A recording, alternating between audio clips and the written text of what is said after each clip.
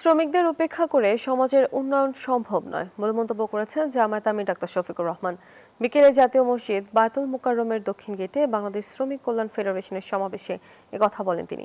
বলেন, নেতারা শ্রমিকদের কাজে লাগিয়ে তাদের কপালের পরিবর্তন করলেও শ্রমিকদের ভাগ্যের কোনো পরিবর্তন হয় না। এর আগে দুপুর 2টা থেকে ছোট ছোট মিছিল নিয়ে সমাবেশে আসতে থাকেন শ্রমিক কল্যাণ ফেডারেশনের নেতাকর্মীরা। 1 ঘন্টার মধ্যেই দক্ষিণ গেট থেকে 0 পয়েন্ট পর্যন্ত সমাবেশস্থল পরিপূর্ণ হয়ে যায়। যখনই কোনো ইস্যু আছে এই সমস্ত নেতা নেত্রীরা সামনে এসে দাঁড়ায় যায়,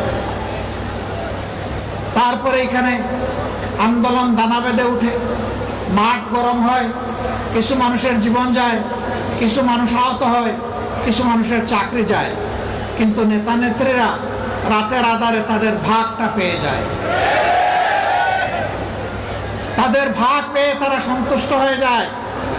তখন গড়ে ওঠা আন্দোলনকে তারা ব্ল্যাকমেইলিং করে।